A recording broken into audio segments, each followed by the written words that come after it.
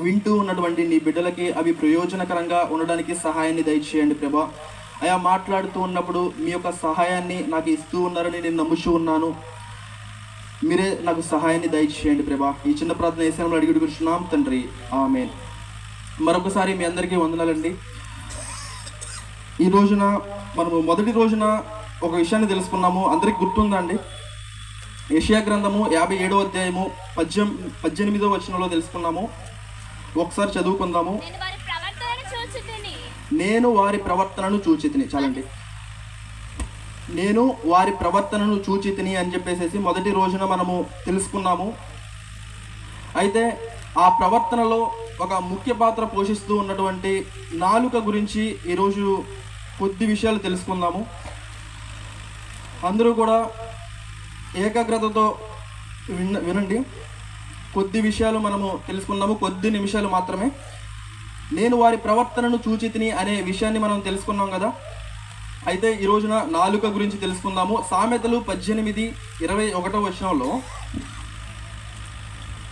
సామెతలు 18:21 జీవ మరణములు నాలుక వశము. చాలండి. అయితే జీవ మరణములు నాలుక వశము అని చెప్పేసి ఇక్కడ మనము భక్తుడు చెబుతూ ఉన్నాడు అనమాట. అయితే ఇక్కడ నుంచి మనము నేర్చుకోవాల్సిన విషయం ఏంటంటే, నాలుక అనేది చాలా ప్రాముఖ్యమైనది, అలాగే ఎంతో ప్రాధాన్యత ఉన్నటువంటి మన బాడీలో ఒక ప్రాధాన్యత కలిగినటువంటి ఒక విషయం అనమాట ఇది. కాబట్టి ఈ నాలుకని చాలా జాగ్రత్తగా ఉపయోగించాల్సినటువంటి అవసరత చాలా ఉంది. మన యేసు ప్రభువారు ఒక మాట చెప్తారు. ఏమనంటే మత్తయి సువార్త 22వ అధ్యాయము 39లో ఉంటుంది. ఆ గొప్ప మాటను ఒకసారి చదువుకుందాము. మత్తయి సువార్త 22వ అధ్యాయము 39వ వచనము. నిన్ను వలె నీ పొరుగువాని ప్రేమింపవలెను. చాలండి. నేను నిన్ను వలె నీ పొరుగువాని ప్రేమింపవలెను అనేసి యేసు ప్రభువారికి మనకి చాలా స్పష్టంగా చెబుతూ ఉన్నారన్నమాట. అయితే నాలుకకి పొరుగువానికి ప్రేమించడానికి సంబంధం ఏంటంటే, మనము గత రాత్రి తెలుసుకున్నాం కదా, ఎదుటివాని మీద మనము బురద వేసుకున్నాము అంటే మన చేతికి ఏముంటుంది? మొదటిగా బురద అనేది ఉంటుందన్నమాట. అంటే మనము ఒక విషయం ఎదుటి వారిని మనము ఆశీర్వదిస్తున్నాం అనుకోండి, మొదటిగా మన దగ్గర ఏముంటుంది అంటే ఆశీర్వాదం ఉంటుందన్నమాట. ఎదుటివారి యొక్క మేలుని మనము కోరుకున్నాం అనుకోండి, మన దగ్గర ఏముంటుందో తెలుసా? మేలు ఉంటుంది. ఎదుటివారు ప్రయోజనకరంగా మారాలి అనేసి మనం మొదటిగా కోరుకున్నాం అనుకోండి, మనము కూడా మొదటిగా ప్రయోజనకరంగా మారుతాం అనమాట. ఎందుకంటే ఎదుటివారిని మనము బురద వేసేటప్పుడు వాళ్ళ మీద పడుతుందా పడదా అనేసి పక్కన పెట్టేస్తే, మొదటిగా మన దగ్గర ఏముంటుంది అంటే ఆ బురద అనేది ఉంటుందన్నమాట.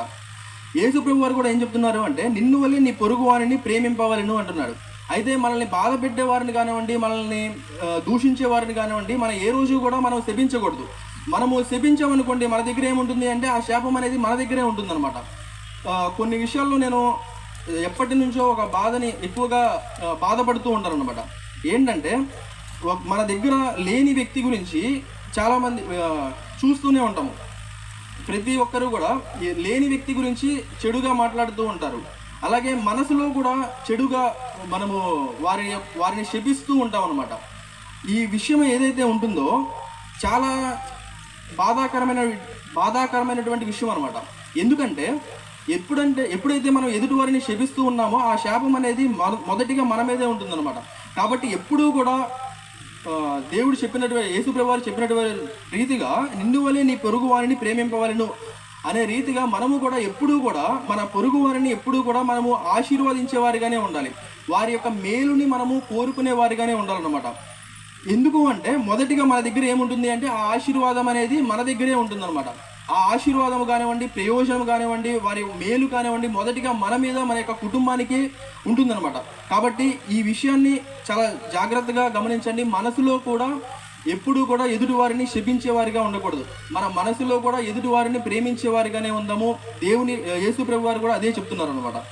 అయితే మనము ప్రెజెంట్ జనరేషన్లో చూస్తూ ఉన్నాము, తల్లిదండ్రులు పిల్లల్ని ఏమీ ఒక్క మాట కూడా ఉండట్లేదు అనమాట.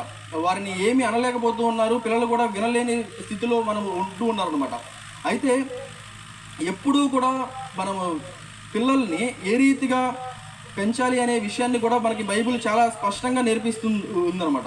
ఏంటంటే సామెతలు 22వ అధ్యాయము 6వ వచనంలో మనం చూస్తే, సామెతలు 22:6 బాలుడు నడువవలసిన త్రోవను వానికి నేర్పుము, వాడు పెద్దవాడైనప్పుడు దాని నుండి తొలగిపోడు. అలాగే ఇంకొక విషయం చూద్దాము. సామెతలు 13వ అధ్యాయము 24వ వచనము ఒకసారి చదువుకుందాం.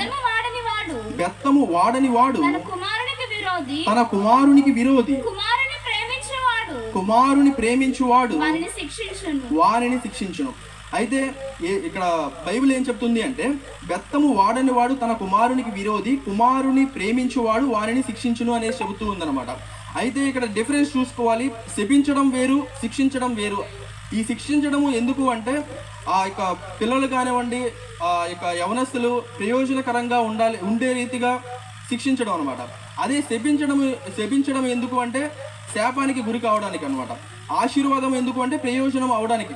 సో ఇక్కడ ఆశీర్వాదమైనా సరే నడవవలసినటువంటి త్రోవను వారికి నేర్పించాలన్నమాట. ఈ యొక్క నేర్పించే విధానంలో ఎలా ఉంటుంది అంటే, నేను చిన్నప్పుడు ఒక విషయాన్ని చెప్తాను, మీకు ఇంకా అర్థం కావాలి అంటే. చిన్నప్పుడు మా అన్నయ్య వాళ్ళతో కలిపి నేను విజయవాడ వెళ్ళాను అనమాట ఒకసారి, బాగా చిన్నప్పుడు. అయితే మా అన్నయ్య ఒక షాప్ దగ్గరికి వెళ్ళినప్పుడు ఒక బండి అడ్డు ఉందన్నమాట. అడ్డుంటే ఏమన్నాడంటే మా అన్నయ్య, వీడెవడరా బాబు బండిని అడ్డంగా పెట్టాడు అనేసి అన్నాడు అనమాట. ఆ విషయాన్ని విన్న నేను ఒక వారం పాటు అదే మాట నా నోట ఉందన్నమాట. అదే విషయాన్ని నేను పదే పదే ఏదైనా బండి కనిపించింది అనుకోండి, నా పక్కన ఎవరైనా ఉన్నా లేకపోయినా కానీ అదే మాటని నేను ప్రస్తావిస్తూ ఉన్నాను అన్నమాట. దాన్ని బట్టి ఆలోచన చేస్తే ఎప్పుడూ కూడా ఒక విషయాన్ని మనము గుర్తుంచుకోవాలి. ఏంటంటే ఒక మనిషిలో 100% మంచి ఉందనుకోండి, ఎదుటి వ్యక్తి తీసుకునేది ఎంత అంటే 10% మాత్రమే. అదే మన దగ్గర 10% మాత్రమే చెడు ఉందనుకోండి, ఎదుటి వ్యక్తి ఎంత తీసుకుంటాడు అంటే 100% తీసుకుంటాడు, 100% తీసుకుంటాడు అనమాట. కాబట్టి ఎవరికైనా సరే, తల్లిదండ్రులైనా సరే, ఎవరైనా బోధించే వ్యక్తులైనా సరే, ఒక సమాజంలో ఉన్నటువంటి ప్రతి ఒక్కరూ కూడా ఏ రీతిగా ఉండాలి అంటే ఇంకా బాగా అర్థం కావాలి అంటే, మనము ఒక గుండి తీసి నడిచామనుకోండి, మనల్ని చూసేవాడు ఏం చేస్తాడంటే 2 గుండీలు తీసి నడుస్తాడు అనమాట. అంటే మన తల్లిదండ్రులుగా ఉన్నటువంటి ప్రతి ఒక్కరు కానివ్వండి, సమాజంలో ఉన్న ప్రతి ఒక్కరూ కూడా దేవుని భయంతో కానివ్వండి, దేవుని సన్నిధిలో నడిచేవారిగా ఉండాలన్నమాట. అప్పుడు చూసే వ్యక్తులు కానివ్వండి, పిల్లలు కానివ్వండి, వారి యొక్క భక్తిలోనే, దేవుని యొక్క భక్తిలోనే వారు నడిచేవారిగా ఉంటారనమాట.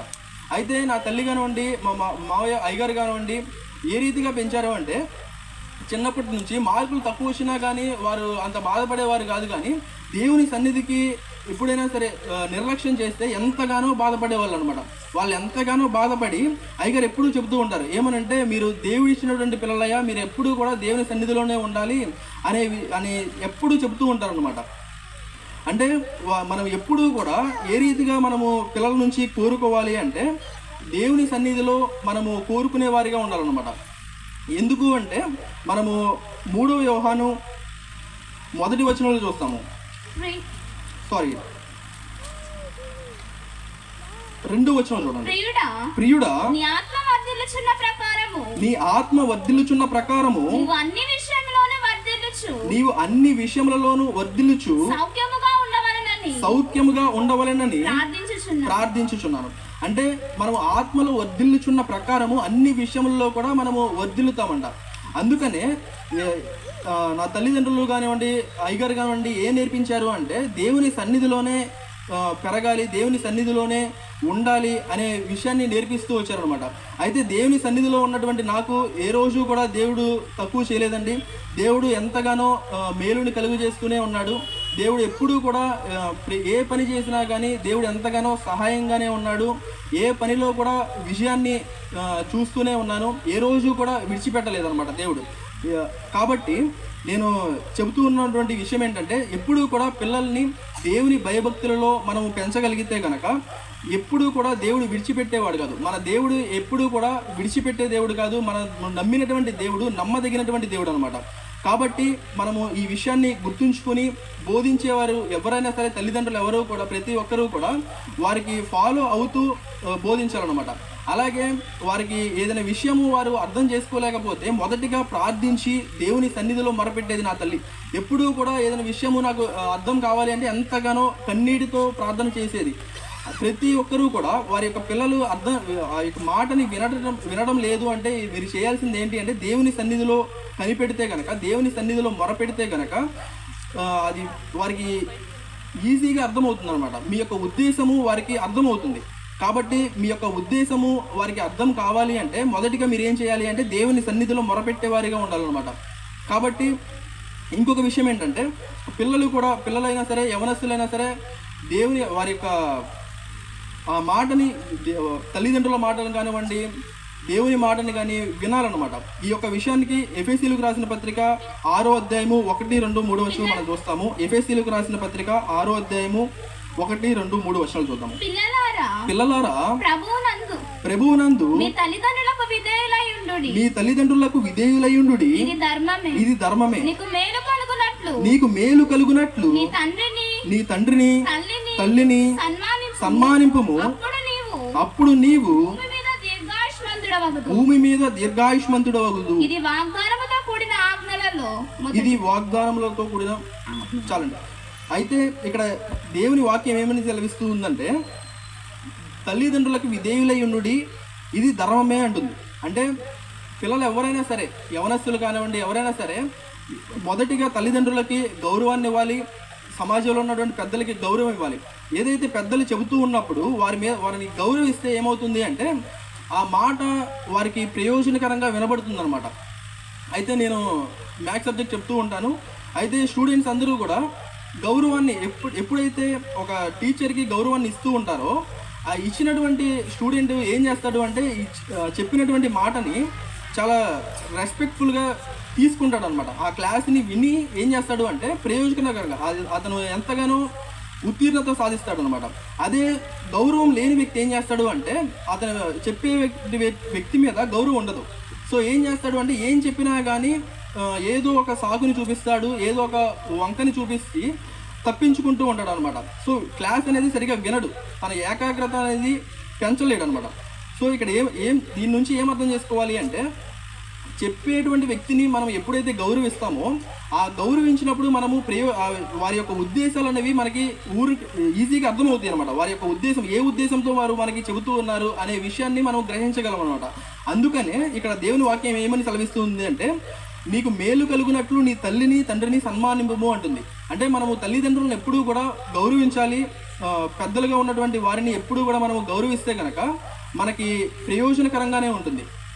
మనము ఏది చేసినా కానీ. అలాగే ఇంకో విషయం ఉంటుంది, అప్పుడు నీవు భూమి మీద దీర్ఘాయుష్మంతుడు అవుదువు అంటాడు. అంటే మనము దీర్ఘాయుష్మంతుడిగా ఉండాలి అంటే తల్లిదండ్రులను మనము గౌరవించాలి, వారిని సన్మానించాలన్నమాట. మొదటిగా అదేవిధంగా దేవుని మాటలను కూడా మనము గౌరవిస్తాం అనమాట. ఈ యొక్క తల్లిదండ్రులను గౌరవించినప్పుడు ఈరోజు ఏం నేర్చుకున్నాము అంటే నాలుక జీవమరణములు నాలుక వశం అనమాట.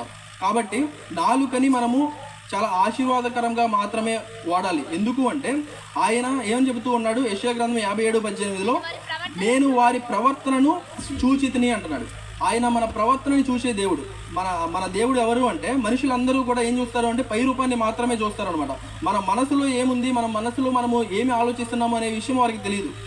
ఎప్పుడు కూడా పై రూపాన్ని మాత్రమే చూస్తారనమాట. సర్వశక్తుడైనటువంటి దేవుడు ఏం చేస్తాడు అంటే మన ప్రవర్తనని చూస్తాడు, మన అంతరంగాన్ని కూడా పరిశీలిస్తాడు అనమాట. కాబట్టి మనము ప్రాముఖ్యమైనటువంటి ఈ నాలుకని మనము జాగ్రత్తగా ఉపయోగించాలి. ఎప్పుడూ కూడా మన నోట ఏముండాలి అంటే ఆశీర్వాద వచనమే ఉండాలి. మనల్ని బాధ పెట్టిన వారైనా సరే, మనల్ని ఎంతగానో హింసించిన వారినైనా సరే మనము ఏమి ఉండాలి అంటే వారి పట్ల మనకి ఆశీర్వాదమే, వారిని ఆశీర్వాదించే వారిగానే ఉండాలి. అలాగే వారిని మేలు కోరేవారిగా మాత్రమే ఉండాలన్నమాట. అప్పుడు ఏమవుతుంది అంటే మొదటిగా మనకేముంటుంది, ఆశీర్వాదమే ఉంటుంది. మనము ఆశీర్వదిస్తే ఆశీర్వాదమే ఉంటుంది. మనము వారి యొక్క మేలుని కోరితే మనకి కూడా ఏముంటుంది, మేలునే ఉంటుంది అనమాట. కాబట్టి మన యేసు ప్రభువు వారు చెప్పిన విధంగా నిన్ను వలె నీ పొరుగువానిని ప్రేమింపవలను అనే మాటని తీసుకుని మనము ఈ ప్రతి ఒక్కరిని కూడా మనం ప్రేమించేవారిగా ఉందాము. మన మనసులో కూడా మన పొరుగువానిని ఎప్పుడు కూడా మనము దూషించేవారిగా కానివ్వండి, వారిని శపించేవారిగా కానివ్వండి, మన మనసులో కూడా వారిని శపించేవారిగా ఉండొద్దు. అలాగే మనము పిల్లల్ని ఏ రీతిగా పెంచుతున్నాము అనే విషయాన్ని తెలుసుకున్నాము. దేవుని యొక్క భక్తిలో మనము పెంచగలిగితే కనుక వారు ప్రయోజనకరంగా మారుతారు. అలాగే పిల్లలు కూడా దేవుని సన్నిధిలో నడిచినట్లయితే వారు ప్రయోజకరంగా మారుతారనమాట. తన తల్లిని తండ్రిని సన్మానింపము అంటున్నాడు. మనము ఎప్పుడూ కూడా గౌరవం ఇచ్చేవారిగా ఉంటాము. ఇస్తే కనుక మనం ప్రయోజనకరంగా మారుతాము, మనము దీర్ఘాయుష్మంతులు అవుతాము. కాబట్టి ఈ విషయాలన్నిటినీ కూడా మనము గుర్తుంచుకొని నడిచేవారిగా ఉందాము. మన ప్రవర్తనని దేవుడు చూస్తూ ఉన్నాడు అనే విషయాన్ని మర్చిపోవద్దు. అలాగే మన నోటిని ఏ రీతిగా మనము ఉపయోగిస్తున్నాము అనే విషయాన్ని మర్చిపోవద్దు. మనము మరొకసారి చెప్తున్నాను, ఎందుకు అంటే క్లాస్లో ఇంపార్టెంట్ క్వశ్చన్స్ని పదే పదే చెప్తూ ఉంటారనమాట. ఎందుకు అంటే అది ఇంపార్టెంట్ కాబట్టి. నేను కూడా మళ్ళొక్కసారి చెప్తున్నాను, మనము ఎదుటి వారిని ఏ రీతిగా అయితే ఆశీర్వదిస్తున్నామో అదే ఆశీర్వాదము మనకి ఉంటుంది, మన కుటుంబానికి కూడా ఉంటుంది. ఈ విషయాన్ని గుర్తుంచుకొని ఎల్లప్పుడూ కూడా మనం ఎదుటివారిని ప్రేమించేవారిగా ఉందాము. మన యేసుప్రభు వారు చెప్పిన విధంగా నిన్ను వలె నీ పొరుగు వారిని ప్రేమింపవాలను అనేసి ఆయన చెబుతూ ఉన్నాడు. అదే రీతిగా మనల్ని ఏ రీతిగా అయితే ఇబ్బంది పెట్టినా కానీ, ఎన్ని రీతిలుగా ఇబ్బంది పెట్టినా కానీ వారిని ఆశీర్వదించే వారిగా మాత్రమే ఉందాము. మొదటిగా మనకి ఆశీర్వాదమే వస్తుంది. ఈ విషయాన్ని అందరూ కూడా గుర్తుంచుకోండి. ఈ కొద్ది మాటలు దేవుడు దీవించును గాక.